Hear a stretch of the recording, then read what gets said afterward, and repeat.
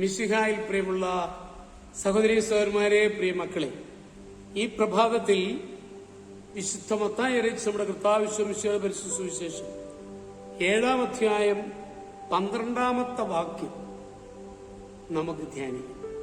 Saint Matthew's gospel chapter 7:12.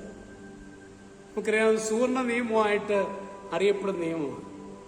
മറ്റുള്ളവർ നിങ്ങൾക്ക് ചെയ്തു തരണമെന്ന് നിങ്ങൾ ആഗ്രഹിക്കുന്നതെല്ലാം നിങ്ങൾ അവർക്ക് ചെയ്യൂ.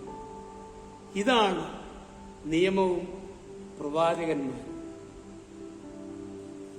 നമ്മൾ പലപ്പോഴും മറ്റുള്ളവരിൽ നിന്ന് പലതും ആഗ്രഹിക്കും, പക്ഷേ നമ്മൾ സ്വാർത്ഥമതികളാണ്. അത് പാടില്ലെന്ന് കർത്താവ് പറയുകയാണ്. ഒരിക്കൽ 4 യുവാക്കൾ സോക്രട്ടീസിന്റെ ശിഷ്യത്വം സ്വീകരിക്കാനെത്തി.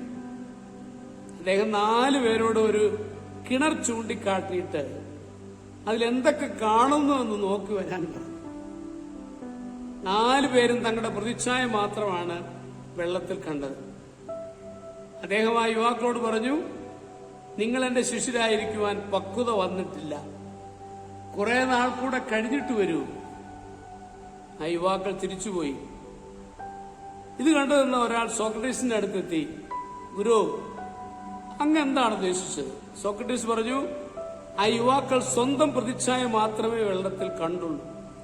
എന്നാൽ ശ്രദ്ധിച്ചു നോക്കിയാൽ എന്തൊക്കെ അതിൽ കാണുവാൻ കഴിയും?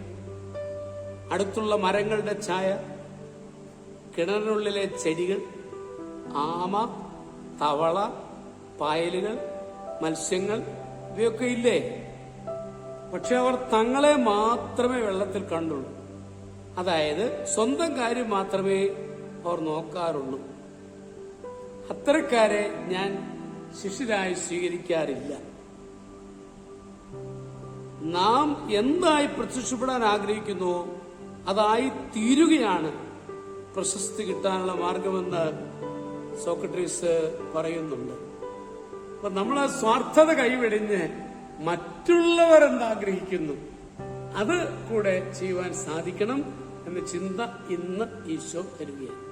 നമ്മുടെ കർത്താവ് ഈശോയുടെ കൃപയും പിതാവായ ദൈവത്തിന്റെ സ്നേഹവും പരിശുദ്ധാത്മാവിന്റെ സഹവാസവും പരിശുദ്ധ അമ്മയുടെ മധ്യസ്ഥതയും നിങ്ങളെല്ലാവരോടും കൂടി ധാരാളമായിട്ടുണ്ടായിരിക്കട്ടെ, എപ്പോഴും എപ്പോഴും എന്നേക്കും.